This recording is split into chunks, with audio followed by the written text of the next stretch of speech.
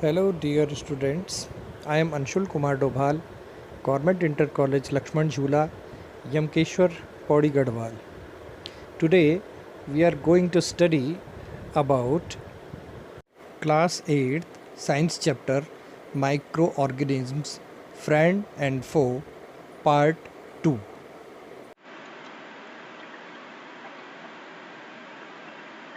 कुछ दवाइयाँ होती हैं जो हमें बीमारियों से तुरंत ठीक करती हैं। उन दवाइयों को आपने दवाइयाँ देखी होंगी। मेनली बेसिकली दो तरह की दवाइयाँ होती है, एक पेन किलर होता है और एक एंटीबायोटिक्स होता है। पेन किलर क्या होता है कि जो हमें उस बीमारी से होने वाली तकलीफ से थोड़ी देर के लिए आराम देता है। दर्द हो रहा है, सर दर्द हो रहा है, बुखार हो रहा है, उससे राहत देता है। जैसे पैरासीटामोल है या एस्पिरिन है, जिसको डिस्प्रिन नाम से इस्तेमाल करते हैं, ब्रूफिन है, डाइक्लोफिनेक है, निमेसुलाइड है। ये कुछ हैं जो इनको हम पेन किलर कहते हैं। कुछ दवाइयाँ एंटीबायोटिक होती हैं। एंटीबायोटिक वो दवाइयाँ हैं जो जीवाणुओं को मार देती हैं, जिनके कारण हमारे शरीर में डिजीज हो रही है, इसलिए हम उस बीमारी से राहत मिलती है। स्ट्रेप्टोमाइसिन है, टेरासाइक्लिन है, टेरामाइसिन है, एरिथ्रोमाइसिन है, एमॉक्सिसिलिन है, ये एजिथ्रोमाइसिन है, एरिथ्रोमाइसिन है। ये कुछ कॉमन एंटीबायोटिक्स हैं जो आजकल इस्तेमाल होती हैं। टेट्रासाइक्लिन एक पुराना एंटीबायोटिक है जो शायद अब बहुत कम इस्तेमाल होता है, क्योंकि ये बेअसर हो गया है मनुष्य के शरीर में। 1929 में अलेक्जेंडर फ्लेमिंग जो थे, उन्होंने एक प्रयोग किया। उन्होंने प्रयोग करते समय देखा कि एक स्पेशल फंजाई थी जिसने बैक्टीरिया को मार डाला। उनके प्रैक्टिकल के दौरान उन्होंने देखा कि एक स्पेशल फंजाई डेवलप हो गई। उनकी जो मोल्ड कहेंगे उसे, फंजाई को, जैसे ब्रेड मोल्ड होता है, ऐसे एक तरह का मोल्ड था जो डेवलप हो गई उनकी प्लेट्स में, जिसमें वो कर रहे थे प्रैक्टिकल। और उसने वहां पर जो बैक्टीरिया उन्होंने रखे हुए थे जिन पे वो प्रैक्टिकल कर रहे थे, उनको मार डाला, बढ़ने नहीं दिया या फिर मार डाला।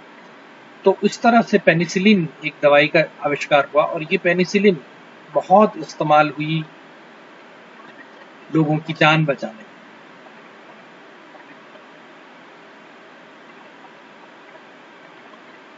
कुछ कॉमन जो एंटीबायोटिक्स अभी आपने देखे, इसके अलावा ओफ्लॉक्सिसिन, नॉरफ्लॉक्सिसिन, ओरिनिडाजोल, ये कुछ एंटीबायोटिक्स हैं जो पेट में या मुंह के इन्फेक्शन में इस्तेमाल में आते हैं।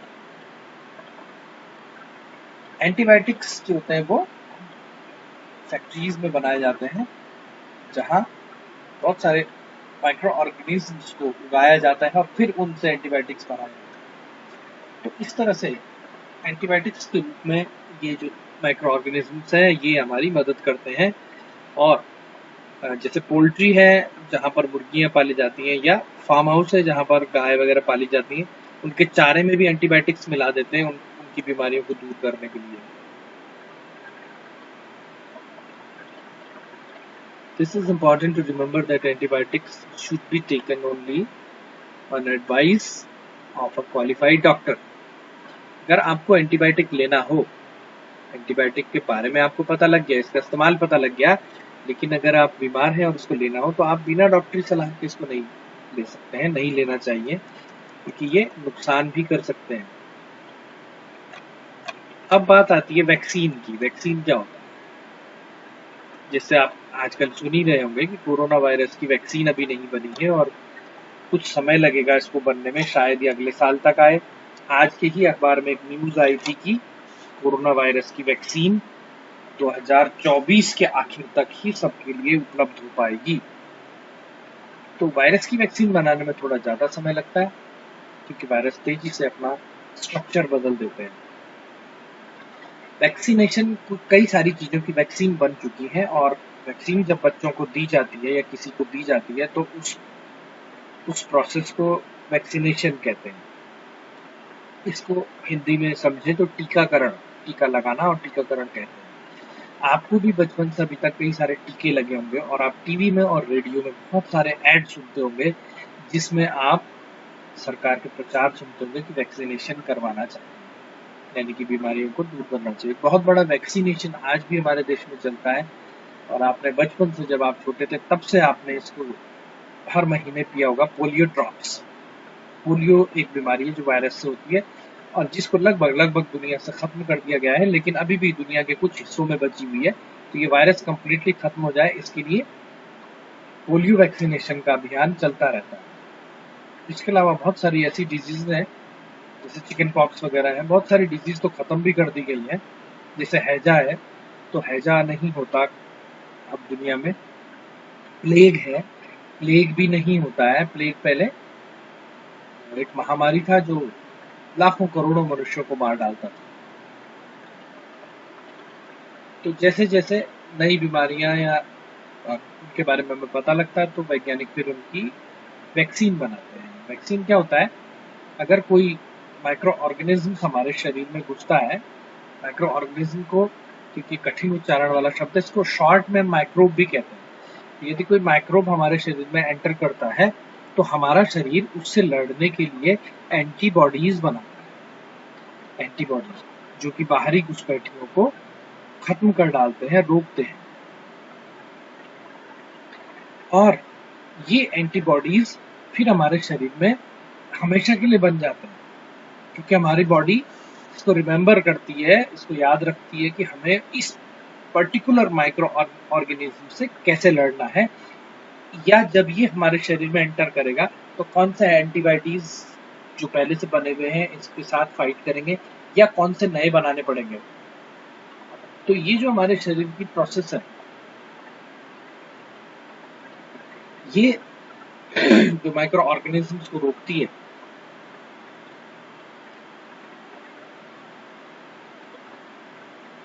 यही जो प्रोसेस है, यही वैक्सीनेशन के द्वारा डेवलप किया जाता है। वैक्सीन आदमी की बॉडी में दी जाती है जिसके कारण हमारी बॉडी उनसे फाइट करने के लिए हमारी बॉडी में वैक्सीन्स बन जाए पहले से ही। क्योंकि कोई जरूरी नहीं है, कुछ लोग कमजोर होते हैं, उनके शरीर में कोई जरूरी नहीं है कि वैक्सीन बने, उससे पहले ही वो खत्म भी हो सकते हैं।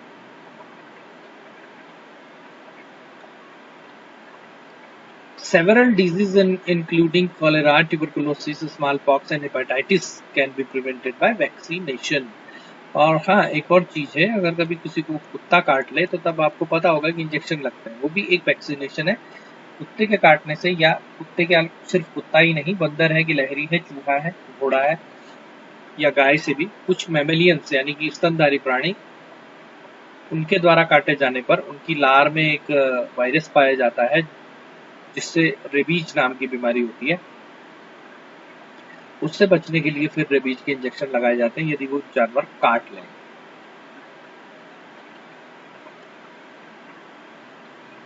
Can you prepare a list of these disease?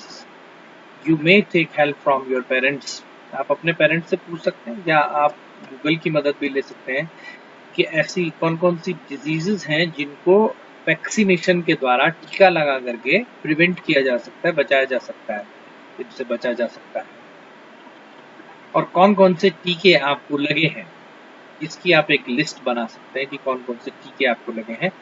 Pulse polio तो आपको पता ही है कि वो अभी भी छोटे बच्चों को ड्रॉप्स पिलाए जाते हैं, आपको भी पिलाए गए होंगे।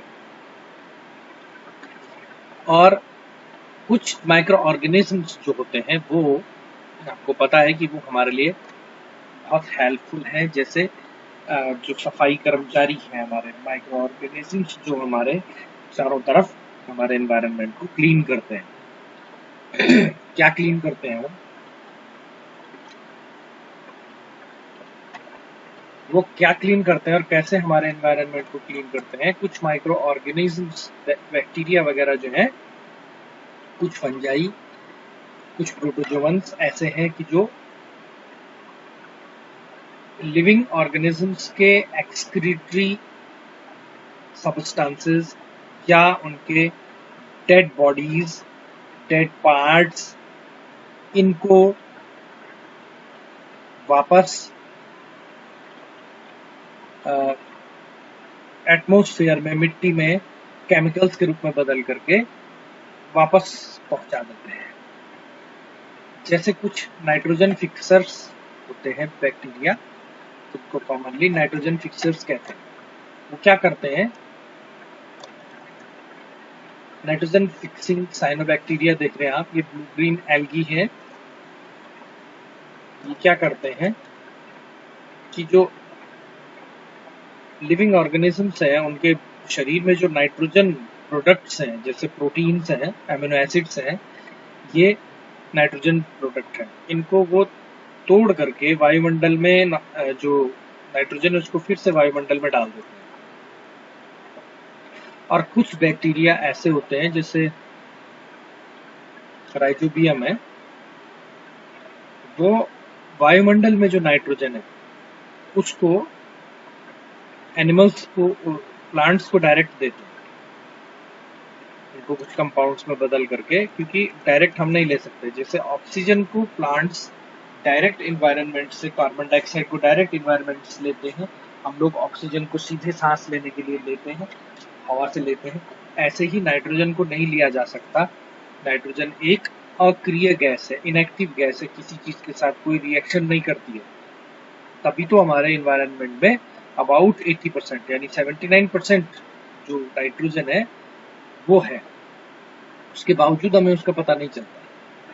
कार्बन डाइऑक्साइड तो बहुत कम है, बहुत ही कम, तब भी वो इतना नुकसान पहुंचा देती है।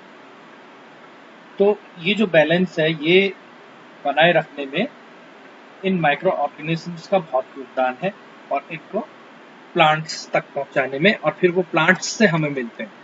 यानी कि जो प्रोटीनस सबस्टांसेस है वो प्लांट के जरिए ही हमें मिलते हैं। भले ही हम प्रोटीन के लिए दूध, मीट या अंडा खा लें, उसके बावजूद उन जानवरों में, उन एनिमल्स में वो कहाँ से आया, वो प्लांट से आया। और प्लांट में वो कहाँ से आया प्रोटीन, वो उन्होंने नाइट्रोजन से बनाया। और नाइट्रोजन उनको किसने दी, माइक्रो ऑर्गेनिजम्स ने। माइक्रो ऑर्गेनिजम्स बहुत सारे हार्मफुल होते हैं, जैसे डिजीजेस के रूप में प्लांट्स को भी नुकसान पहुंचाते हैं। बहुत सारी प्लांट डिजीजेस भी हैं जो डिजीज पैदा करते हैं, उनको पैथोजेंस कहते हैं। पैथोजन, ये टर्म आप याद रखेंगे। पैथोजन क्या होते हैं, जो माइक्रो ऑर्गेनिजम्स हार्मफुल होते हैं और डिजीज पैदा करते हैं, उनको पैथोजेंस कहते हैं। और जहां इनका पता लगाया जाता है उसको, उस लेबोरेटरी को पैथोलॉजी कहते हैं। आपने सुना होगा पैथोलॉजी लैब। तो जिस लेबोरेटरी में इनका पता लगाया जाता है उसको पैथोलॉजी कहते हैं, पैथोलॉजी लैब कहते हैं, और इनकी स्टडी को पैथोलॉजी कहते हैं। Disease causing microorganisms in humans. Microorganisms से बहुत सारी डिजीजेस होती हैं, जिनके बारे में अभी कुछ के बारे में तो पढ़ चुके हैं। कुछ डिजीजेस ऐसी होती हैं जो कम्युनिकेबल डिजीज होती हैं। क्योंकि कम्युनिकेबल डिजीज क्या होती है, एक से दूसरे में जाने वाली संक्रामक बीमारियां होती हैं। जैसे कॉलेरा है, कॉमन कोल्ड है, चिकन पॉक्स है, ट्यूबरकुलोसिस है। ये कैसे एक से दूसरे में जाती हैं?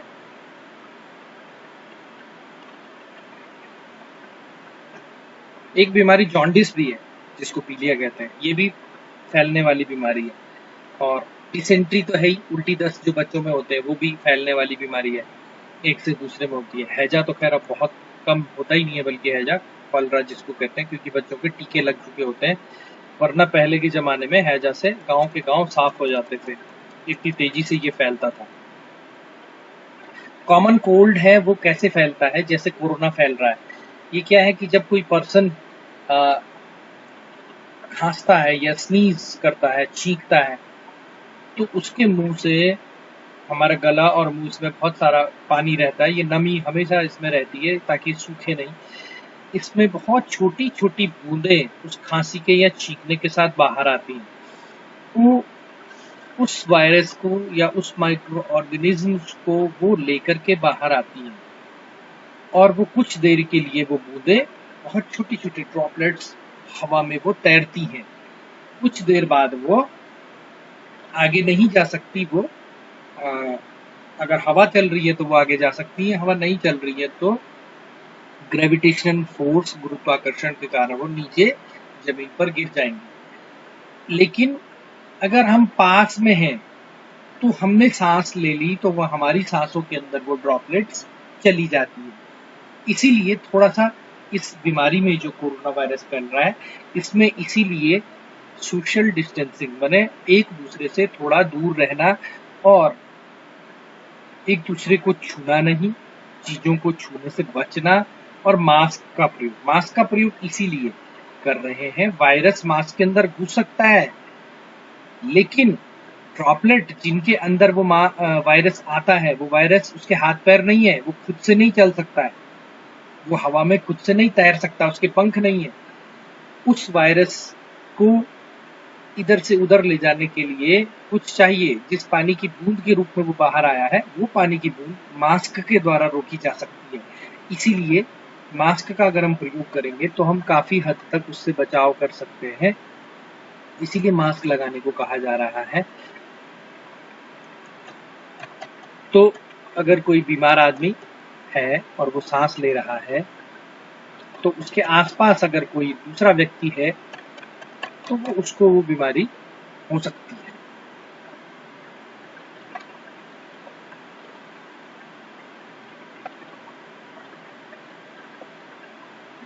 जो व्यक्ति या जो एनिमल या जो भी इस बीमारी को ले जाएगा, किसी भी बीमारी को, माइक्रो ऑर्गेनिज्म से होने वाली कम्युनिकेबल डिजीज को जो इधर से उधर ले जाएगा, उसको कैरियर कहते हैं।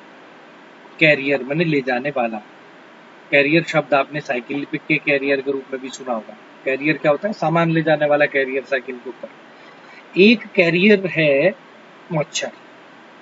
मक्खियां भी बहुत सारी कैरियर होती हैं बहुत सारी बीमारियों की। मक्खियां क्या करती हैं कि वो गंदी चीजों पर बैठती हैं और वहां से वो बैक्टीरियाज उनके पैरों में आ जाते हैं और फिर वही मक्खियां साफ जगह पर हमारे भोजन पर, क्योंकि उन्होंने वो भोजन खाना होता है, वहां बैठती हैं और वहां अपने हाथों पैरों को साफ करती हैं, जिससे वो बैक्टीरिया वहां छूट जाते हैं। मच्छर क्या करता है?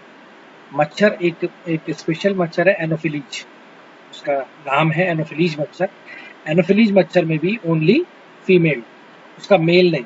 उसका जो मेल होता है यानी नर मच्छर होता है, वो फूलों का रस पीता है, झाड़ियों में रहता है, लेकिन उसकी जो मादा होती है, फीमेल होती है, वो मनुष्य का या जानवरों का खून पीती है। तो शाम को आप देखते होंगे, शाम के टाइम बहुत सारे मच्छर इकट्ठा हो जाते हैं और ये हमें काटने लगते हैं।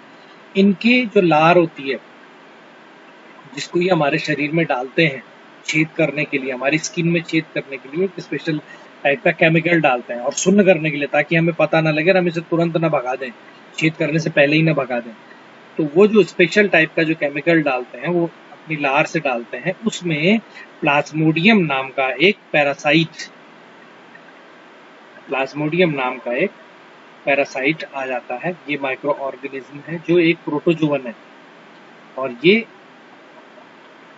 हमारे शरीर में आ जाता है। एक दूसरा मच्छर है एडीज मच्छर। उस एडीज मच्छर की फीमेल होती है।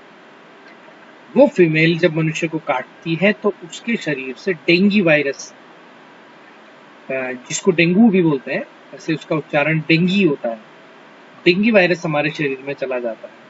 तो ये जो मच्छर है, ये इसका कैरियर है, एडीज मच्छर और एनोफिलीज मच्छर। एनोफिलीज मच्छर शाम को और रात को काटते हैं। डेंगू का मच्छर, एडीज मच्छर, दिन में काटता है, अधिकतर पैरों पर काटता है, क्योंकि ये 2-3 फीट की ऊंचाई तक नीचे जमीन में उड़ता है, ज्यादा ऊपर ये नहीं उड़ पाता। इसकी पहचान ये है एडीज मच्छर की कि इसके शरीर पर टाइगर के जैसी ब्लैक एंड व्हाइट धारियां होती हैं, जिसके कारण इसे टाइगर मॉस्किटो भी कहते हैं। तो इनसे बचाव करने के लिए क्या करना चाहिए भाई? इससे बचाव करने के लिए सीधी सी बात है कि अपने आप को मच्छर से बचाएं। पूरी बाहों के कपड़े पहने, फुल बाजू के कपड़े, और अपने आसपास पानी न जमा होने दें, क्योंकि पानी में ही मच्छर अंडे देता है, वहां लार्वा बनते हैं और उसके बच्चे डेवलप होते हैं। तो ये इन चीजों से आपको बचना है। तो संक्रामक जो बीमारियां हैं, कम्युनिकेबल जो डिजीजेस हैं, उनसे बचाव के साधन यही है कि हम अपना बचाव करें, खुद करें। जिस तरह से आप आजकल बहुत सीख गए होंगे कोरोना वायरस से बचाव करना, इसी तरह से आप, और इसी दौरान आपने एक चीज और देखी होगी कि पूरे देश में अन्य बीमारियों से बीमार होने वालों की संख्या कम हो गई। क्या होता है कि जब हम क्लास में आते हैं, स्कूल बंद होने के कारण ऐसा हो रहा है जब हम स्कूल में आते हैं तो कोई ना कोई वहां बीमार होता है, कोई ना कोई बच्चा, अगर हमारी क्लास है तो उसमें कोई ना कोई बच्चा बीमार होता है, वो चीखता है, खांसता है, चीजों को टच करता है, चेयर्स हैं, टेबल हैं, डोर हैंडल्स हैं, तमाम चीजों को टच करते हैं, हम आपस में खेलते हैं, एक दूसरे को टच करते हैं। उससे क्या होता है कि वो वायरस या जो माइक्रो ऑर्गेनिजम्स जिनके कारण बीमारियां होती हैं वो एक दूसरे के शरीर में ट्रांसफर हो जाती हैं और वहीं से वो टीचर को भी ट्रांसफर होती हैं या टीचर से वो स्टूडेंट्स को ट्रांसफर होती हैं, एक स्टूडेंट से दूसरे स्टूडेंट को ट्रांसफर होती हैं और इस तरह से बीमारियां लगातार फैलती रहती हैं और हम लोग अक्सर बीमार रहते हैं। आजकल आपने देखा होगा कि बहुत सारे लोगों को कॉमन और कोई बीमारियां नहीं हो रही हैं, तो वो इसी कारण हो रही है क्योंकि हम लोग एक दूसरे से दूरी बनाए हुए हैं। तो इस तरह से ये आपका चैप्टर लगभग हमने आज डिस्कस कर लिया है। इसमें एक टेबल है जो आपके लिए 2.1 जो टेबल है ये बहुत इंपॉर्टेंट टेबल है, इसको आपने अपनी कॉपी में नोट करना है और इसको याद करना है। ये कुछ डिजीजेस के नाम है, ये किसके कारण होती है, बैक्टीरिया, वायरस या प्रोटोजोआ किसके कारण होती है और ये फैलती कैसे है, मोड ऑफ ट्रांसमिशन, ये कैसे फैलती है, इनको कौन फैलाता है, हवा से फैलती है, पानी से फैलती है, मच्छर से फैलती है, कैसे फैलती है, कौन फैलाता है और आगे इनका जो बचाव कर सकते हैं, प्रिवेंशन हम इनका कैसे कर सकते हैं, कॉमनली सामान्यतः हम इनका इन जनरल हम इनका प्रिवेंशन या बचाव कैसे कर सकते हैं, इसके बारे में इसमें डिस्कशन किया हुआ है। तो आप इसको जरूर अपनी कॉपी में नोट करेंगे। यही आपके लिए इस चैप्टर का आज का होमवर्क हो जाएगा।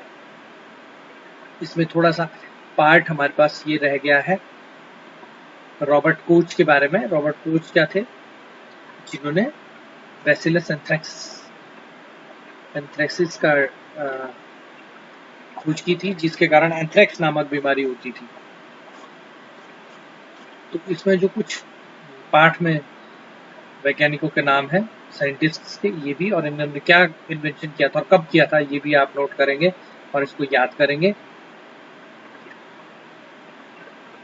बहुत सारे प्लांट्स में और एनिमल्स में भी होती है, मैंने आपको बताया था, और उनसे कुछ बीमारियां ऐसी होती हैं कि जो होती तो एनिमल्स में है लेकिन वो ट्रांसफर हो जाती है। जैसे नोवल कोरोना वायरस से होने वाली बीमारी कोविड-19 जो है, ये भी चमगादड़ और कुछ जानवरों से ये मनुष्य के शरीर में आई है।